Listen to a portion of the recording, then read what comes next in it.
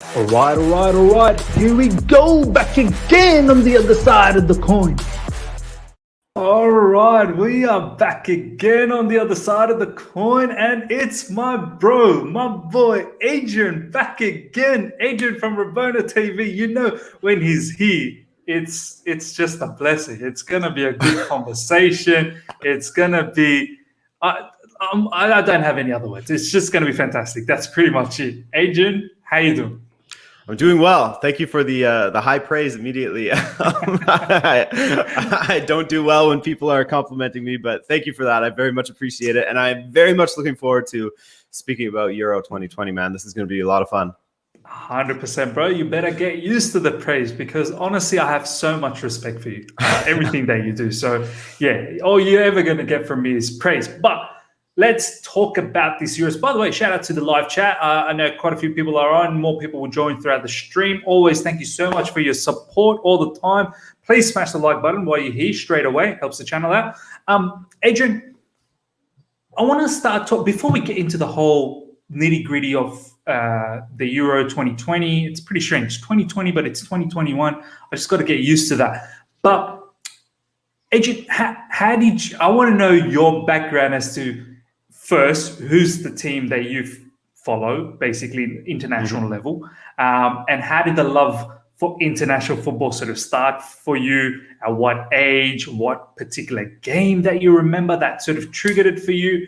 And then I'll share my story because I think that's a unique way to start this, and then we can look at the Euros thing. Yeah, absolutely. So my parents are both Portuguese, so naturally I follow Portugal. And I think that one of my first memories of watching football in general, not just international football, was Portugal versus France at Euro 2000. Oh, wow. And I just remember Nuno Gomes. What he had scored. I know.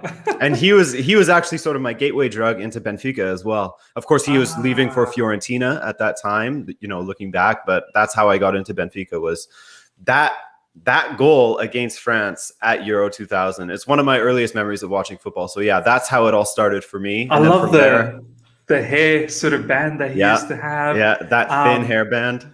By the way, Portugal went to the final and lost to Greece, I believe. I remember that one. Was it 2000? It was 2004, yeah. It's 2004. Oh, that was 2004. Okay, yeah. And that's when I had my first good dose, because I remember you saying, you know, you got to lose one before you can win one, right? That's right.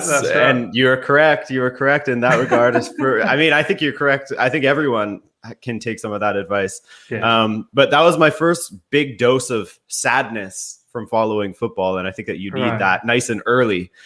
100%. That's interesting. I always had a feeling that you had the Portuguese background, but today, first time I'm actually getting to hear, like, your parents are actually from there, so that's where you follow Benfica and whatnot. And that Portugal team was actually very good, man. I still remember, I think Carvalho was back in those days. Helder Postiga was there.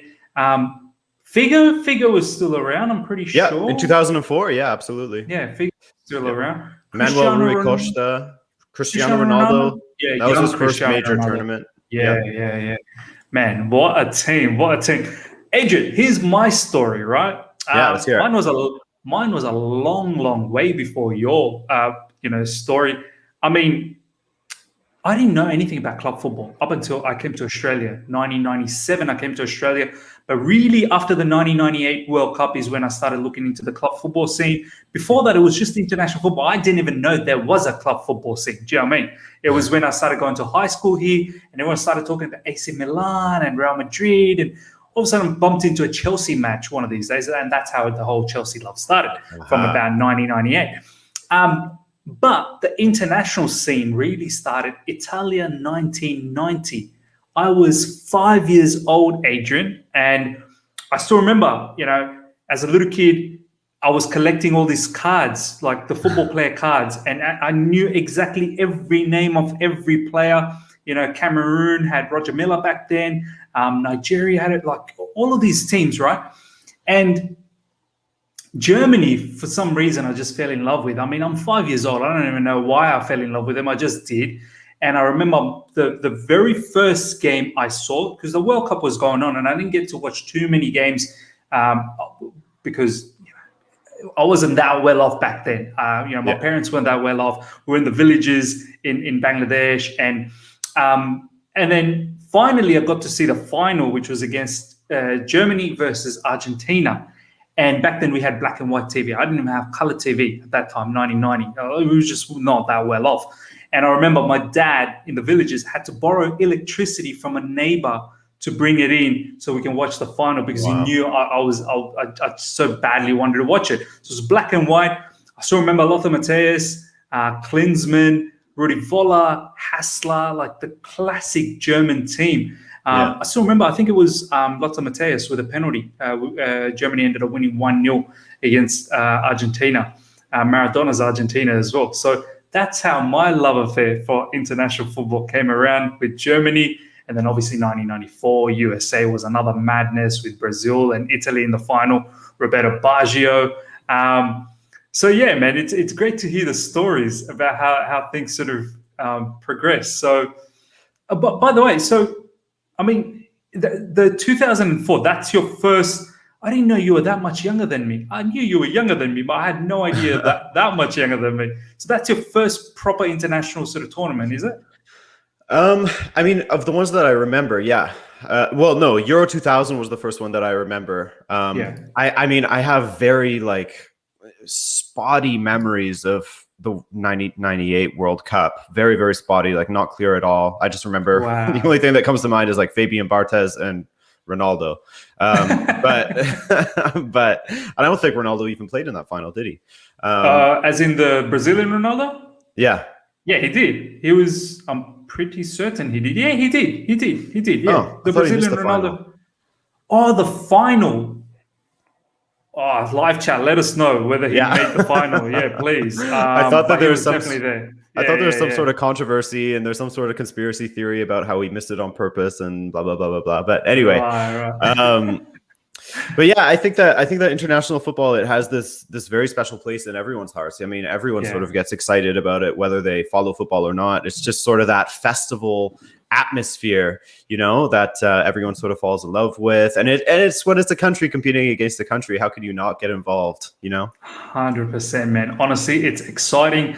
As we've said it offline, you know, it takes its mind away from the club football scene for a little bit, just a change of sort of environment with international football, and it just comes alive, as you said. You know, the different rivalries, like the same teams from same club, you know, playing different sort of national teams, and the rivalries come alive. Honestly, it's insane. I'm definitely going to be keeping a tab of all the Chelsea players that are across many different teams, which is going to be very interesting. Let's get straight into this. I want to bring up this particular screen so we can actually talk about what's going on. Okay, so Adrian, this is the group stage of Euro 2020.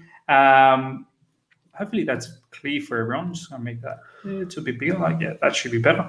So, Adrian, I mean, I'm not going to go through every single team out there. As you can all see, all the teams that are part of this particular tournament. But what I do want to ask, Adrian, is one, your out-and-out favorite that you think is probably big time chance of winning this, and one dark horse.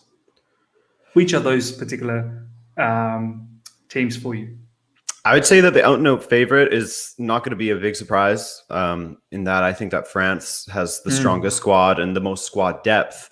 And look, if things had gone a little bit differently for them in 2016, we could be looking at a French side that could be, you know, potentially matching what Spain had done from Euro 2008 to the World Cup to Euro 2012. So I think that France definitely has the strongest side, the most depth in their side, and I see them as the favorite as well. Especially, I mean, it's just unfair that they brought on Karim Benzema as well. I know he's nursing a bit of an injury, but my God, slotting him into that attack, I mean, there sure are some questions to be asked of, well, do they even need him with the harmony that they had with Giroud as their striker? But, you know, if you can take an informed Benzema, I think you do that, so long as it doesn't cause too many issues. So yeah, I would say that France is my favorite to win the tournament. I know that that's probably a boring answer for a lot of people, but hey, I think that with the way that it is what it is, it is what it is, man. And as far as a dark horse, I mean, I said this in an interview recently, that I did about Italy in general, and sort of putting the words dark horse and Italy next to each other does seem a little bit jarring. But when you consider where they are coming from, I guess it's sort of a consequence of that 2018 World Cup failure that they had, losing to Sweden in the qualifying playoffs. And so they come into this off of, I think, with a bit of a chip on their shoulder. They come into this with a very young side, with a very good manager who has them on a 27-match unbeaten run. So calling them a dark horse, it does seem a little bit weird, but they would be sort of my dark horse pick, because I wouldn't necessarily slot them in as one of the favorites alongside, a France. Even a Germany, I think, might surprise some people, or a lot of people talk about Portugal as well. So yeah, I would say that Italy. But if you want a dark horse for a team that I think could, maybe not win it, but go to the quarters or go to the semis as Wales did in 2016, I think that you could look to a Turkey.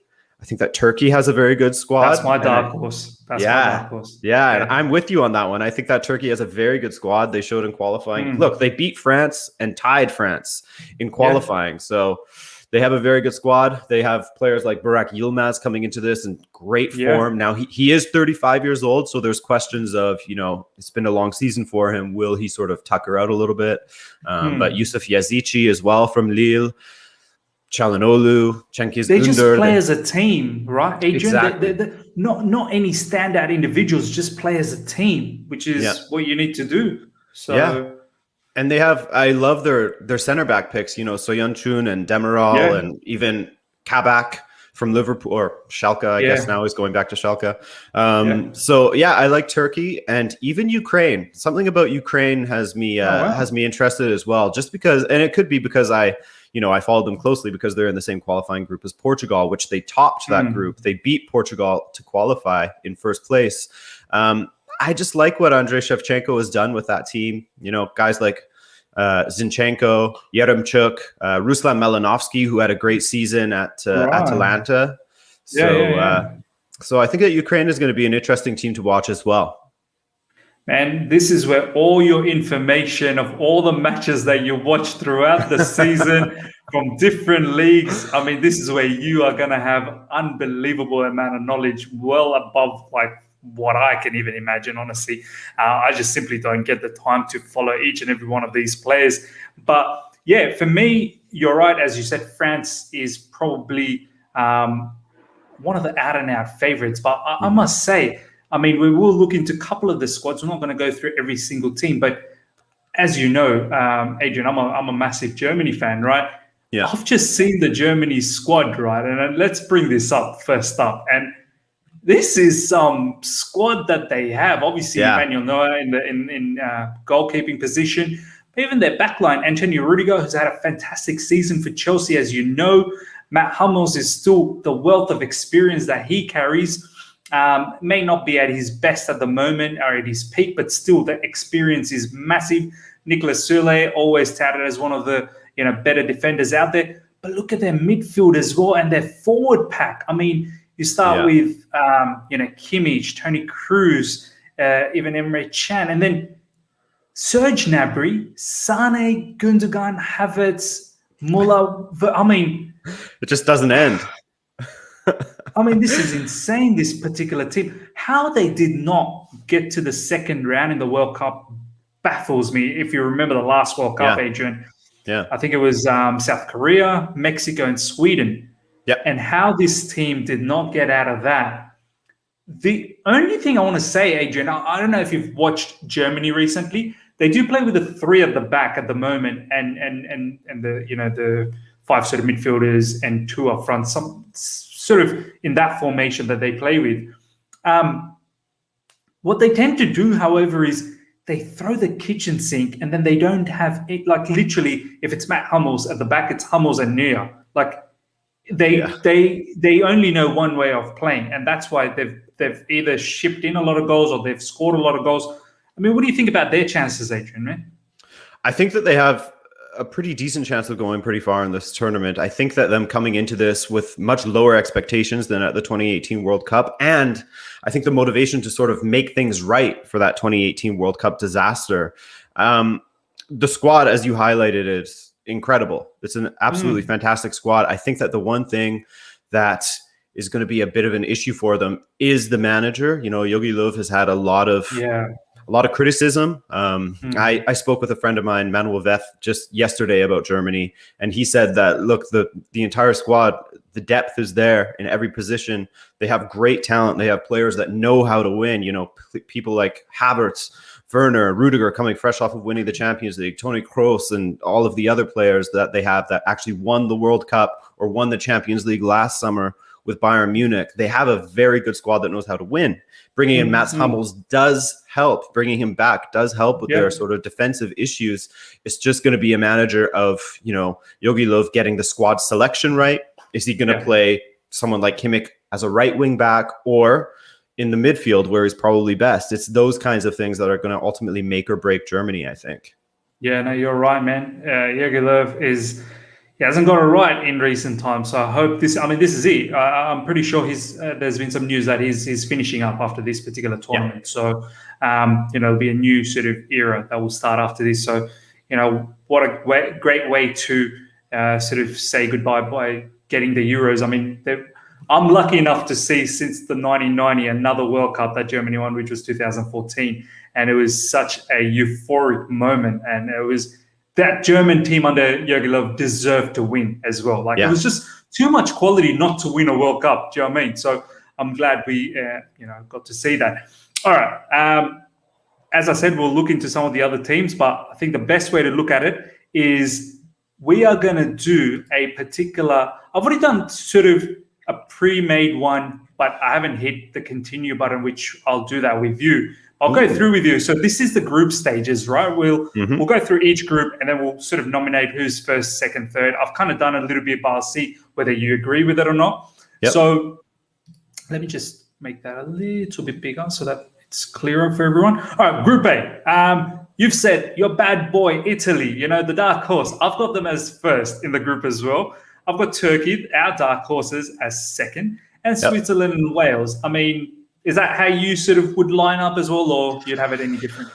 That's actually exactly how I had it lined up. Group A is a really difficult one because I find it is extremely balanced. Switzerland, they're a bitch to break down. They're really, really difficult to beat. They really are. And they have some great players as well, both in defense, in the midfield, and in the attack. So Adrian, they're another team. They play as a team. Do you know what I mean? Exactly. Like, no superstars play as a team. Exactly. So the one, actually, the bottom 3, 2, 3, 4 is where I was sort of having difficulty because even Wales, they recently won their Nations League group and are getting promoted to League A. So they have some decent players as well. But I think that, it might be a little bit out of reach for them to get to the next round. So I completely agree with the ranking that you have there. Brilliant. We'll lock that in. That's how we're going to go with it. Group B.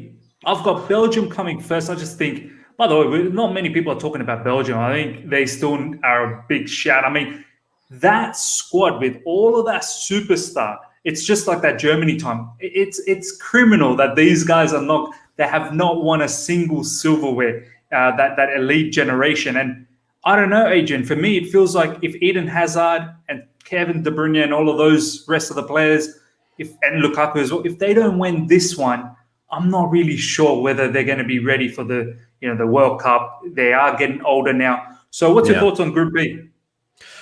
Yeah, I agree with you with Belgium. It's it does sort of have this feeling of like one last hurrah for that golden generation, doesn't it? That being said, the World Cup is now only 1 year away, so maybe they'll still have another shot at it. But that back line is aging for sure. There's some reasons to be concerned about that, but ultimately going forward, especially with the state that Lukaku is in now compared to past years, those 2 years that he's had under Antonio Conte have done wonders for his gameplay. So adding him in there, that added quality in the attack might just be enough to, make the difference from the semifinal at the 2018 World Cup to making the final this year. So absolutely they could make it. But I would say that them topping the group for sure makes sense. I'm with you on that one. Yeah, no, it's a good point that you said in regards to their backline, Adrian. I'm just having a quick look. Thibaut Courtois, obviously, still a very, very good goalkeeper, so that's a tick mark for them. But it's their backline: Toby Alderweireld, Thomas Vermaelen, Boyata, wow. Didn't he play for Man City once upon a time? I could be wrong here. Maybe he might have. I don't know. I can't remember. Jan Vertonghen, Thomas Meunier. Yeah. I mean, you're right, Adrian. It's just not, I'm not feeling it. Am I? Like, Jan Vertonghen, he's a Benfica player now, isn't he? He is, Or is yeah. he? Yeah, 34 wow. years old or something like that. I mean, that backline, that definitely doesn't give you that much confidence, does it? No, not really. And that's the one thing that, maybe I'm overthinking it, but it's the one thing that trips me up a little bit with Belgium, and why I can't put them in that, that I think they're still going to be a contender, of course, but I don't see them the same way I see France or Germany or even Portugal to an extent, Yeah, no, 100% agreed. Their midfield is unbelievable, to be honest. Yeah. Kevin De Bruyne, Yuri Tielemans, wow. Eden Hazard, Yannick Carrasco, Torgan Hazard, and obviously they've got the main man up front of Romelu Lukaku. I mean, what else do you need? He's one of the superstars at the moment. Yeah, there's no issues in midfield and there's no issues up front. Dries Mertens as well to cap it all off. It's just from a tournament point of view, Adrian, I completely agree. That back line, as the tournament progresses into the nitty-gritty stages, it just won't be able to stand together. All right, let's get back to this Group B. So we've said Belgium first. You happy with Russia, or would you change anything around here? Personally, I really like what I've seen from Denmark. Okay. It's just this Russian team, I think they were propelled a lot by that home pitch advantage in the 2018 World Cup. Right, okay. And, as much as I like Artem Dzyuba as their attacker, Golovin is pretty decent as well. Cheryshev, even though he doesn't do anything for Valencia, seems to always show up for the Russian national side. Exactly. I personally just think that this Denmark side is very well drilled. I really like their defenders. Their midfield is not bad either. Kasper Schmeichel, I think, is a very underrated goalkeeper. I just think that Denmark. You've got Chelsea bad boy there as well. Christensen. You got some great players in there. Even in the attack, or also in the midfield. Sorry, Eriksson, Delaney in the attack. Right, Eriksson. Wow. Yeah. You got Yusuf Poulsen. Kasper Dolberg is very erratic, but when he's on, he's great. I did not give these people a chance. I'm sorry. Denmark's actually pretty good. Yeah, even Højbjerg in that midfield as well. So it's a pretty good Danish side. So I personally had them in second, but I mean, I'm happy to see them go in third. It's and totally that up to Fulham you. Defender as well, Adrian, Joachim Andersen. Yep. He's very good as well. Look, as I said, you're the expert here. You watch a lot of these players, so I'm backing you, my man.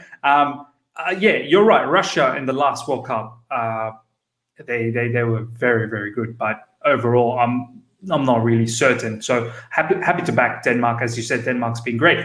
For me, this group, I mean, in recent times, Netherlands, they've started to look all right in international level, but once again, it's not the old Dutch team of when they had Robin van Persie and the Arjen Robbins. Like, this is, I just want to quickly have a look. But just before we do that, is this how you do the standings here? Netherlands first, Ukraine second. That's probably what I'm going with. But your thoughts?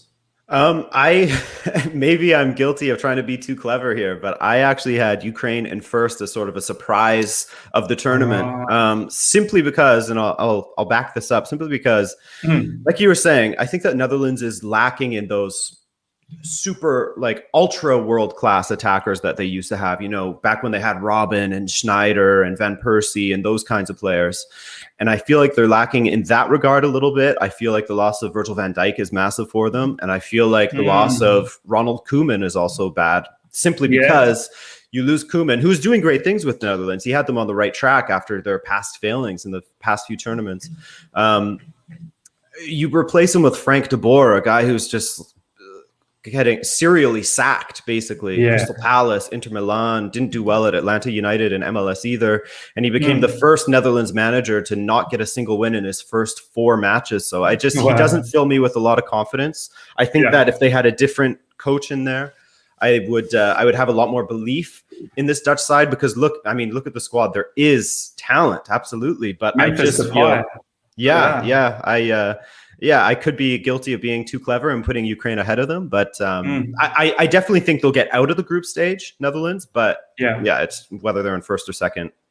You know what, Adrian? Looking at this team, it's actually very good. Matthijs de Ligt, Stefan de Vrij is very, very good. Nathan Ake, I mean, I know I'm a bit biased here, but look, he's not that bad. He's not that bad. Not the greatest, not that bad either. Quincy Promes, Wijnaldum, Frank de Jong. This is a decent team. This is actually a very decent team. So let's see what happens. I do like your shout, but I'm going to veto you on this one. Do it. So we are going with Netherlands up front, Ukraine second, and that's how we lock in Group C. All right, let's go to Group D. This is interesting. I'm gonna share a little secret. I don't know how much of a secret it is. Everyone's going to listen to this now. As much as I love the English Premier League, obviously Chelsea's my team. I've just always had this thing. Maybe it's the German thing. I suppose me following Germany. I've always wanted England to do bad in tournaments. I don't know why. I've always wanted the worst for England. As much as I love Frank Lampard and whatnot, but when it came to international level, when they had Frank and Gerrard and Scholes and Rooney, I used to get so much pleasure seeing England not do well with that much quality of footballers. So yeah, I may be a bit crazy here. I still got them as first because I just think that group is a bit insane if you don't come first. Apparently, Adrian, I don't know if this is true, but Eunice was telling, I'm pretty sure, Eunice is another YouTuber in Chelsea community. If England comes first, they play the winner or the second of Group F. That's correct. Is the group.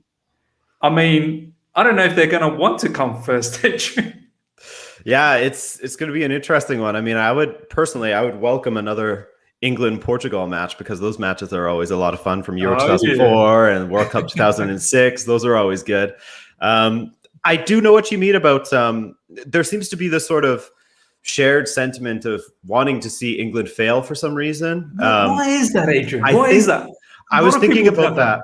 I know. I was thinking about that myself because it came up. It came up when I was speaking to Matisse. Actually, people like to see. I don't know what it is. It must be the media or something, or they feel like every single tournament is England are favorites or something like that in the odds. Or I don't know what it is, but yeah, I definitely have noticed that sort of trend as well, and. I mean, I don't wish poorly on anyone, but if they're playing Portugal, then of course I'll feel that same way. 100%. I'm pretty sure Cristiano Ronaldo will be happy to see them. Do you know what I mean? Just reminding them the epic duels of Rooney and Cristiano Ronaldo. But Group D, I've got myself England as first, Croatia, decent team. We will see the England team as well. But any surprises here, by the way? Like, I feel like Czech Republic and Scotland could have a say here. I just don't follow them enough to know well. But Scotland, obviously, Robertson from Liverpool, Billy Gilmore from Chelsea is going to feature. And they've got some grafters, I suppose, like hard workers in that particular team. Not superstars. But is this how you see us sort of lining up, or any surprises here? This is a tough one because Czech Republic is sort of the team that I'm sort of unsettled on, and they've been in the same. I think they're in the same Nations League as Scotland, and then the same qualifying group as England. So they're familiar with both.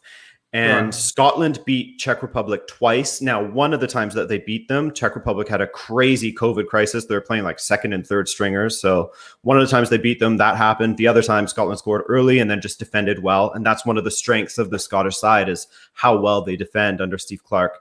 And same with Czech Republic versus England. I think England beat them once and then Czech Republic beat them once. So it's a team that's really difficult to get a read on.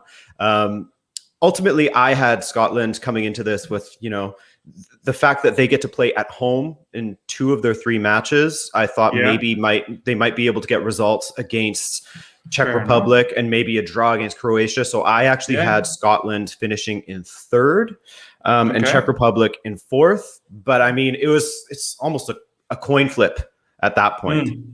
Yeah, no, absolutely. I'm looking at this Czech Republic team. Honestly, Adrian, besides Thomas Souček, I I don't know half of these players. In fact, I don't know Yeah. three-quarters of these players. Soufal as well. Soufal, yeah. Patrick Schick, you might remember. Yeah, Matej Vidra, I think that's a Burnley player. Yeah, Vidra might be a... yeah. Yeah, look, you know what? Nah, I mean, it's good. We'll see what they do. I do want to check out the English team because that looks like a bit of a blockbuster team, and I can't believe how these guys in international level, they don't do as well as they really should be. But this particular team, Adrian, having a look here, I saw your video with Matisse, and Matisse called it perfectly. Jordan Pickford as a goalkeeper, but then again, all the other goalkeepers probably don't give that much confidence either. But the rest of the team, Adrian, it looks very good, man. Like, yeah, where do you rate them? I mean, it's an interesting one because they're another team that's so young, but the talent is just ridiculous. And it could be a question of whether Southgate gets it right or wrong. You know, you start to wonder if this young English side had a different manager, perhaps with a little more pedigree and a little more ability, would they do a lot better? Or does it feel like it's a tournament too early for this English side, and maybe in the 2022 World Cup or Euro 24, they'll be, you know, the favorites to win it. But I think that as far as raw talent, this English side has one of the best squads, in my opinion. I think the defense is one of those areas where, you know, there's some streaky players. You know, your Maguires, your John Stones. Not playing next to Ruben Dias is a question mark, in my opinion. I mean, they're not out and out. Like Harry Maguire is touted as a leader for Man United, but I still think he's you know, a bit erratic at times. And as you said, John Stones, I look at him as a secondary sort of defender beside a Ruben Dias. Do you know what I mean? So yeah, completely understand what you're saying. Yeah, so I mean, I wouldn't be surprised if England went all the way to the final. I wouldn't be surprised if England went out in the round of 16 or the quarterfinals or something like that, you know? Yeah. No, look, it's an amazing team. The Harry Kane up front. Jude Bellingham is a rising superstar. Jadon Sancho, Mason Mount. You know, Chelsea know everything about Mason Mount. Jack Grealish. Oh, it's just plethora of just talent everywhere. You know what I mean? Absolutely. Like, it would be great to see them not succeed. Yes. But yeah, so England first, Croatia second, or you're doing a bit of different sort of thing with Scotland? No, I mean, I'm happy with that as is. I had England, Croatia in 1 and 2, and then I had Scotland in third. But I mean, it's a coin flip, really. At that point, I'm gonna bump them up because, to be honest, I had no idea who some of these Czech players are. No disrespect, but seriously, only about maybe 3 or 4 I had idea as to what's going on. I mean, that could backfire on me, but it is what it is. We move, Adrian. Yeah. Group E. I've got Spain. I mean, they still have ample talent. Yep.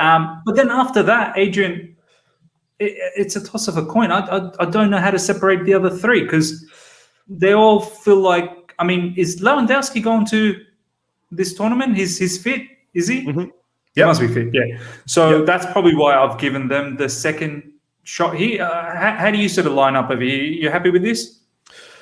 I think so, yeah. I definitely think Slovakia will be last and Spain will be first. I struggle with Poland and Sweden. I find that those 2 are pretty close. Now, Poland has a bit of a question mark for me because they have a new manager who I think only started in January or February. Paulo Sousa, Portuguese manager. And he has a little bit more of a attacking outlook for Poland because the other manager was, you know, the Polish Federation president, or whatever you want to call it, actually said that the previous manager had a very frightened approach to football, which he didn't like, and he wasn't getting the most out of Robert Lewandowski, which is an absolute shame. So with Paulo Sousa, a little bit more of an attacking outlook could be a lot better, but it's hard to say whenever there's a managerial change within the same year. That said, I mean, Dalic got Croatia to the World Cup final in 2018, despite that. So anyway, and then Sweden, I sort of see similarly to Switzerland, just a very well organized, extremely annoying to play against. They defend extremely well, and now they have some decent attackers as well. With, you know, like Alexander Isak, who is plays for Real Sociedad. I think he scored the most goals that any other Swede has in La Liga, or some stat like that. Oh, wow. Emil Forsberg coming into this from RB Yeah. Leipzig. So I think that, Sweden have some good players. But yeah, again, it's another, I'm sorry to do this, but it's another one of those coin flips for me between Poland and Sweden. I have no idea. I could see either. It's one that I just sort of said, all right, Poland in third. But I could have easily have said, all right, Sweden in third, Let's give it to Lewandowski. The Lewandowski let's do it. factor. Let's do it. Before we get back into the whole predictors screen, I just want to quickly look at the Spain team with you, Adrian. I mean, obviously, it doesn't have those classic names that once upon a time we had with the Iniestas and the Xavis, and your Fabregas. I'm pretty sure Fabregas isn't here. Yeah, David Villa. I mean, that Spanish team, during that, I think it was the World Cup in Africa and then the Euros as well, is just amazing, that particular team, right? Yeah. But now, I mean, it's still okay, but I don't know if they've got it in them to go all the way. I feel like when they come up against some of the bigger sort of players like your France and even Portugal, I think probably have this Spanish team. Well, what do you think about this particular Spanish team altogether? I think that Luis Enrique is a good manager. And I mean, there's definitely talent within the squad, but as you were saying, they don't have those world class players. I worry about their attack. Portugal and Spain actually played a friendly recently in which Portugal was absolutely dreadful. But with Alvaro Morata, as you know, there's no guarantee that he's going to score from 3 yards out. So he was just missing right, left, and center. So I do worry about them as far as converting their chances. I think that that's going to be an issue for them. Aymeric Laporte moving in as defender, having not played for them prior to this tournament, that's another interesting area is how their center back pairing is going to be. It's either going to be him or Eric Garcia, who barely played for Manchester City, or surely Pau Torres gets an opportunity. I think that he's nailed on, and I think that it will likely be Laporte as well. But yeah, it's a talented side, but I worry about their goal production. I think that that's going to be one of the issues for them. I think you're bang on. Morata sort of, I don't want to bring this up, but kind of gives me that Timo Werner. You knew where this was going, right? Oh, yeah. I love Timo Werner. I love him. But, until I start seeing him banging in those goals, the one thing he does have above Morata is his mentality. He doesn't sort of put his head down whenever he misses. He just continues on and, ends up getting a whole heap of goal contributions as well. Morata, on the other side, if he misses the very first chance he gets for Spain, I think downhill from there on. It's head down at that point. And to be fair to both of those players, it's not as if they don't contribute otherwise, because I think that they do. They both work very hard. They make good runs. They can interplay with the other attackers and everything. They combine well with their teammates. But man, the finishing sometimes, at least for Werner this season, Alvaro Morata has a history of this now over multiple seasons, but Timo Werner this past season was doing a very good Morata impression for Chelsea. Absolutely, man. Absolutely. All right. We're going to stick with Poland in second position, and we're going to go with that. Group of death. Group F. Here we go. As I said, I'm biased. I've put Germany there. You're going to hate this. I got Portugal as the third, but hear me out. Hear me out. The third team still has an opportunity, so you guys can be back. We'll see that down the track. I've got France first because it's a cheat. Honestly, that team is a cheat code. Let's just put it that way. I mean, there's not even point showing you the squad, the French squad. It's just, Kylian Mbappe and, Pogba, Kante, Benzema. Just stop it. Honestly, stop it. Yeah. I'm going with this. Obviously, you would have Portugal as second, perhaps. I did, but then, I did for my video, and then I maybe should have thought about it a little bit more, because Portugal hasn't beat Germany since the year 2000. By the way, Germany has a very good record. I remember, was it the 2006 World Cup in Germany where Germany came third and they beat Portugal, I'm pretty sure. Yep. Absolutely. Yeah. Absolutely. They beat Portugal in Euro 2012. They beat Portugal in the World Cup 2014. So it's just, Yeah. I mean, they beat Portugal last weekend in the U21 Euros final. So it's just, I maybe should have put more thought into that. And I could actually see Portugal getting in third. Now, that being said, I do like what I've seen from Portugal in the last match they played. Granted, it was against Israel, but they were looking much better now that we have our full team. But I mean, this German side, they don't have a great record against France, so they could lose one there. It's really tough to call, but I mean, I think that the three will advance. I think that France, Portugal, and Germany will end up advancing, you know, one of them being one of the top 4 third place teams or whatever it is. And Hungary, you know, respect to them. They're going to be playing. Other teams will be hungry to play Hungary. They'll be hungry. I mean, they will be playing, I think, 2 of their 3 matches in Budapest with 100% capacity. So who knows? Maybe that'll be enough for them to get a result or be a. Portugal struggled last time they played Hungary. I remember in the last Euros. They did. It was a 3-all. It was a madness from Cristiano Ronaldo. Yeah, it was an amazing match to watch. If you're a neutral, it was heart-stopping if you're a Portuguese supporter, but it was it was a great match. I don't know that would happen again because I mean, I think I tweeted yesterday. I was rewatching the Euro 2016 final and seeing the names that were on that Portuguese starting 11, like Adrian Silva and João Mario. And Renato Sanchez, I'm pretty sure he was there as well. He was there as well. Now, to be fair to him, that was when he was at his peak. Then he went way down, going to Bayern and Swansea. And now I think he's getting back up to that place where he was before, thanks to his time at Lille. But yeah, this Portuguese side is certainly much better than that 2016 iteration. I remember, Adrian, Portugal went all the way to, was it semis or quarters with just draws? They did not semis all the way, just draws, and then obviously the penalties.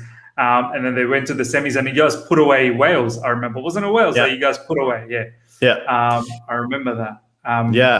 That's the thing with this Portuguese side is we definitely know how to play in order to not lose, which is not the most beautiful football at times. And it does make me wonder how good this Portuguese side could be with a manager that, you know, to quote the Polish Federation president or whatever, doesn't play in a frightened sort of manner at times. So I do wonder that. But I mean, respect to Fernando Santos. He did win the European Championship. So we got to put that trust in him for one more go.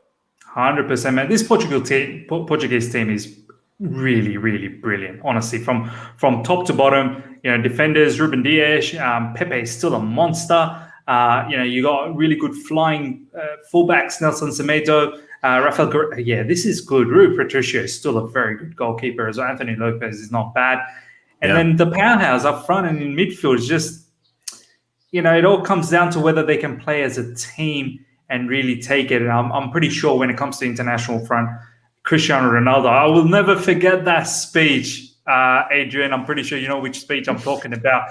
Just before or just after Portugal won, how he sat down, everyone was looking at him. It's gone viral. And I'm pretty sure Cristiano Ronaldo plays a big, big part in that whole thing. Okay, Adrian, let's move on to this final part where it says predict the 4 best third place. I've already ticked Portugal and Sweden. I'll let you do the other 2. Who do you think will be Switzerland for sure. And for me, it's between Russia or Scotland, and I think that I might go with Scotland here, just to honor my previous prediction. I like it. I want to see Scotland. I want to see a little bit more of Billy Gilmore. Hopefully, he does a bit of madness. All right, let's move on to this. Is where it gets really exciting, Adrian. Oh my goodness! It's like we're finishing off this, Euros before we even started. Do you know what I mean? We already know what's going to happen. Okay, Belgium, Sweden. I mean, Belgium for me. 100%. Italy, Ukraine. I like Italy, man. You're right. They're looking good, man. Italy for me. France, Switzerland. I mean, France. It's an interesting one. Poland, Croatia. Ooh, yeah. I think that Croatia on paper might have the stronger side, but then Poland, Poland has this interesting thing where they have the best striker in the world in Robert Lewandowski, and he hasn't really shown up in previous major tournaments. But maybe this is the time where he'll finally do it, and if he does, then that's a huge X factor for Poland, isn't it? So, by the way, they've got this other player. I'm pretty sure he's Polish. Milik. He used to play for Napoli or something like that. He was at Marseille recently, and they also have like Peter Zielinski, who plays for Napoli. Yeah, as Zielinski. Well. He's a decent player as well. So this Polish side, it's difficult. I mean, I like Croatia as well. They have a very good. Croatia's got a very good team. I looked at it. They had some, Mario Pasalic. They've got Ivan Perisic, obviously Kovacic, Modric. Yeah. It's a very good team, man. Honestly, it's a very good team. But I'm going to let you decide this one. This one. You know what? Let's go all in on the Lewandowski hype train, and let's go with Poland. Let's see if he'll deliver. I like this matchup: France-Poland. Lewandowski versus the rest of the world, the talent that France has. Okay. Oh well, this is straightforward. I don't even think Scotland's even. Oh, England, Germany. Oh, this is the match I've been waiting for. This is what I want. It's all yours. It's all yours. I want to see pain. I want English team to be absolutely in pain. It has to be Germany for me. As much as I want Mason Mann and all of those guys to do well, but Germany with Kai Havertz and Timo Werner put a dagger in the back of England. Why not? That's definitely what I'm going to go for. Portugal versus Netherlands. Adrian. This is one I'm actually happy with, and I would pick Portugal relatively confidently because they seem to have Netherlands' number. They beat them in 2004 and 2006 in that epic match with a million red cards, if you'll remember. I do. I believe they beat them in Euro 2012 as well. They beat them in the Nations League final. So I think this Portuguese side could beat this Netherlands side. Yeah, they got their number.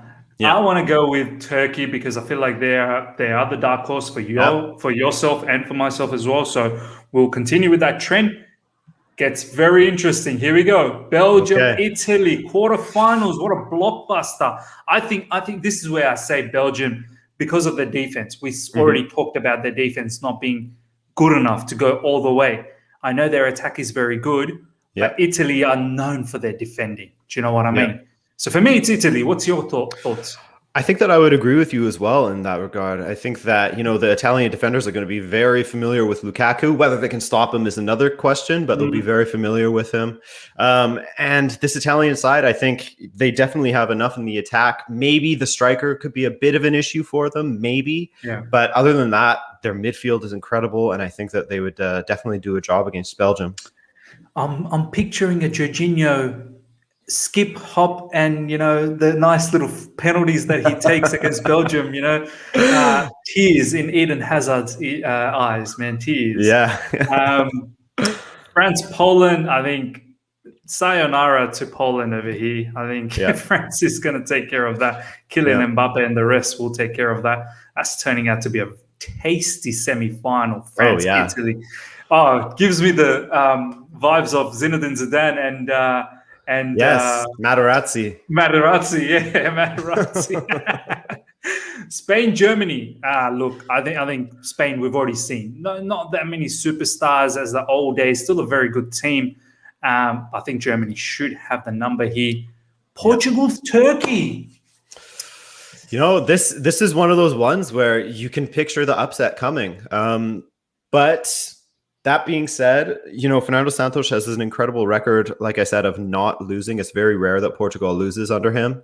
And I think that Portugal would take this. I think that they'll continue to build as this tournament goes on. And as good as Turkey are, as scary as their back line is, and as good as some of their attackers are, I think that Portugal could handle them. Adrian, I know you always laugh about when was the last time we saw Cristiano Ronaldo put away that free kick? When was it? I don't know. This is the match. This will be the match. He'll do it. The match. He'll just do it. Ping it just over Soyuncu and dink it in. Do you know what I mean? It's happening. It's written in the stars, man. That looks like a tasty semi-final as well, man. That's going to be Yes. great. You know what? We should do a preview. If that happens, Adrian, put me Happy down to. for a preview at Adrian Rabona TV. If that happens, Germany versus Portugal, you know I'm there. Yeah, we'll do it. All right, semi-finals, Italy, France. Adrian.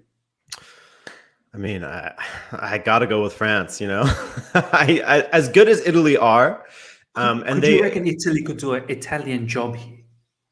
Of course, yeah. There's always a chance of it, and you know, as Marco pointed out, Italy don't have that bad of a record against France, but I think that this France is just a whole different beast at this point. Now they have shown their belly a little bit in times against Turkey. You know, they lost a friendly against Finland, but it was a friendly after all, and it was a heavily rotated side. So I don't know that they're impenetrable, but if, you know, gun to head, I had to choose one team, it would be France. Yeah, I would have to say, I mean, at the end of the day, France do play very well as a team, but I think what's going to do it is the individuals in the team as well. Yeah. You know, that is a lethal combination when you have high caliber individuals that play as a team, and we know France can play as a team. I mean, good luck to anyone stopping France, but Italy could do a bit of a craziness here, but I just feel like it may not be their day. I think it'll be France in the final. Germany, Portugal. I have to say, as Chiellini said about Spurs after Juventus, it is the history. It is the history of the Spurs. I feel like saying it is the history of Portugal of losing against Germany. But what's your thoughts? And you know, if I had to choose any other team to play against, or if I could pick a team to not play against in any tournament for Portugal, it would be Germany, simply because I've seen this show way too many times, you know. But you never know what can happen in a semifinal. It could go to a shootout, whatever. Mind you, Germans are incredible at penalties, obviously. Oh, that's right. I hope it goes to shootouts. I mean, it's so difficult to say. I'm caught between my head and my heart. Because again, we got to remember that this German side, you know, they lost to North Macedonia. They lost 6-0 to Spain. There's definitely room for them to mess up with Jogi Löw as their coach. Whereas I feel like Portugal, at least, you guys can counter. That's the thing. Like, do you know what I mean? Yeah, and man, this is a tough one, Miz. I don't know, man. What do you think? I know what you're going to say. You're going to say Germany, right? Look, I mean, you know me. My heart's been Germany, right? But I'm going to say this, though, Adrian. Yeah. You guys are far better defensively organized as opposed to Germany. So if you can maintain that, frustrate us, hit us on the counter, which you definitely have the quality to do that with all the pace that you have.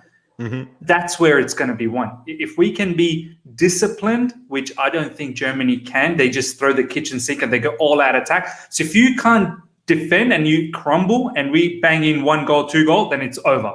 Because you guys are going to have to come out. But if you can keep it tight with Pepe and Ruben Diaz and whatnot, if you can keep it tight, frustrate Germany will throw everyone and you will get a counter. And that's the only way I see you guys winning. And look, you know what? I'll let you have this one because I do want to see a rematch. I do want to see France-Portugal. Yeah, and I think, you know, what I saw from the Portuguese side yesterday, now that we have all of our players who, you know, there's the Champions League guys who weren't there for our first friendly. But now that I see us, you know, with that back line, Ruben Dias, Pepe, now that I see, you know, the double pivot that we have that makes us very difficult to break down. And then the form that Bruno Fernandes is in right now. The goals that he scored yesterday were just fantastic. His second especially was incredible. Just lasered into the top corner. And then you see him playing off of Ronaldo, Andre Silva coming off of the bench, scoring 28 goals for Eintracht Frankfurt in the Bundesliga. I think that we could do it. I think if there was a time where I would put some money on Portugal being able to overcome Germany, I think that now would be the time. Nah, 100%. I love this comment. Kishan, shout out to you. Love Miz saying we, referring to Germany with his Look, I don't have Australia in Euros, so, you know, I've growing up, as I said, followed Germany. It's not like Australia made it to the World Cup or even Bangladesh, my background. Like, Bangladesh will be a dream. It'll never happen. So I have to say we, do you know what I mean? Of course. It's been my club. That's been my team. You know what, Adrian? If it is France-Portugal final, the way we've sort of predicted here, Cristiano Ronaldo he thrives in this situation, man. I mean, I don't remember how many finals has he lost. I don't think Champions League finals. I don't think he's lost any Champions League finals. Has he lost any Champions League finals? I don't think he has. At United, they lost to Barcelona, and then he moved to Real Oh Madrid. yeah. So there's that one. But other than that, in Champions League finals, I don't know that he has lost one that he's made. Yeah, and then for Chat Portugal, will tell us. Yeah, live chat, please tell us. You guys are very quick with this sort of things. Portugal, obviously, last time they made it to the final, once again, they weren't the favorites, right, Adrian? No. Portugal weren't the favorites. I can't believe Eda. Was it Yeah. Eda that scored? Oh, my God, what a shot that was.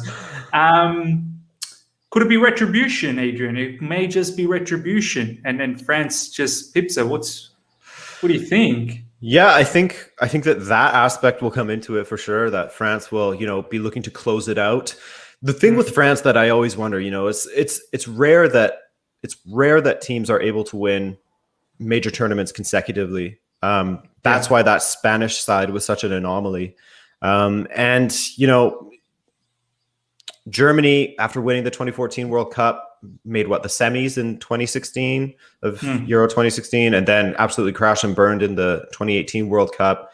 You do wonder if something of that ilk will happen with France, but with the squad that they have, it makes it hard to believe. So I don't know. I think, once you get to the final, it's these one-off finals, anything can happen, and it becomes a mentality thing. And I think that Portugal has been there and have won it before. There's certainly some younger players that weren't there, that weren't involved, but you still have that spine that were involved with Patricio and Pepe and Guerrero on the left, and Ronaldo, of course, who's a mentality monster, of course. So I could see Portugal beating France again.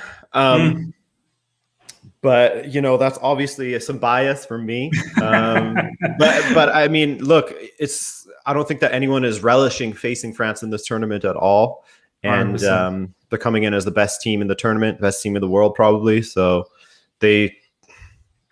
I could see them winning it. I think that if I had to choose, I would see France winning it, but that feels awful to say. And you know what, Adrian, I'm not going to let you say that. And we're going to leave it the way it is. Some things we don't need to decide. And let it just pan out. And let everyone just ponder what's going to happen. Do you know what I mean? We don't need to just say it out there. It is a long way away. But we are sort of predicting France, Portugal. Obviously, I allowed Adrian to just get past this area. So that is something we need to look into. But Adrian, my man, honestly, it's been a ball talking to you. I've had so much fun. I mean, seriously, talking about football, club football, it is great, but you do sort of get tired here and then. It's nice to talk about international football. Did you enjoy? Hope you enjoyed it, Adrian. Of course. Yeah, of course. I always enjoy coming on here. And speaking about international football, as you said, is extremely refreshing. So, I had a blast. I hope that our predictions are correct and we can hold that over everyone for the rest of the summer and as long as we want, really. Yeah, absolutely. Everyone, please smash the like button before you leave. And if you're here for the first time, subscribe. And Adrian, before we let you go, what are some of the things that's coming up? Literally, if people that watch down the track, any of my Chelsea fans that may watch it and still not subscribed to Adrian Rabona TV, which I think it's madness. He's got 200K subscribers, but by any chance you haven't subscribed, please, the link, it literally is in the title. Click on it and subscribe. But yeah, Adrian, what do you got coming up?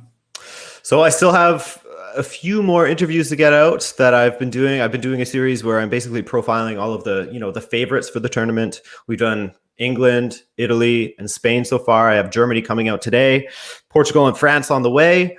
Brilliant. Potential final right there. And then during the tournament, I'll be doing maybe not daily videos if we're just watching, Ukraine and North Macedonia or something like that. But I will have plenty of Euro coverage coming out, a little bit of Copa America, watch-alongs, all sorts of stuff. Yeah, watch-alongs. I was going to say, you doing watch-alongs here? Yep. Yeah. I'll be doing some watch-alongs for the tournament. Brilliant. Well, there you go, ladies and gentlemen. You've heard it. That's pretty much it. Until next time, guys, we'll see you. Thanks for having me.